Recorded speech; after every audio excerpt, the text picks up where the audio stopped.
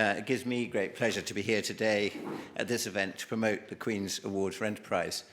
I represent Northern Ireland on the Lord Lieutenant's National Regional Committee to promote the award, and in association with the department in London, we are trying to raise the profile of the award. It's regarded as the most prestigious award for UK businesses. The Queen's Award for Enterprise recognises rewarding outstanding achievements in fields of innovation, international trade, sustainable development, and promoting opportunity through social mobility. Global recognition, increased turnover, growth in international trade, and boosted staff morale are just some of the benefits companies have cited on winning a Queen's Award for Enterprise. In 2022, as the Minister has already said, there were 4 winners in Northern Ireland. In 2021, there were 5 winners, but the talent and skills and successes of local companies would suggest that that tally should be much higher. From the 2021 winners, some facts.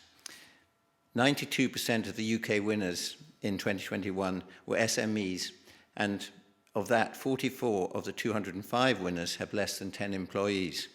Should be encouragement to companies in Northern Ireland who might think that these awards are only for very large businesses. If your company can apply, please do so and see the benefits that you will accrue over the years for your business.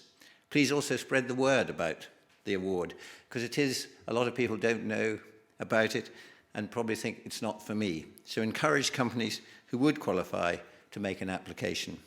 Finally, I'd like to thank the Minister for taking time out of his busy schedule to come and help us. I know he's very keen to promote these awards, and I encourage his department to get involved with the promotion.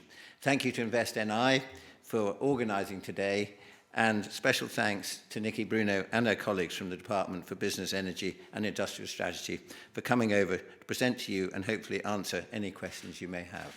Thank you.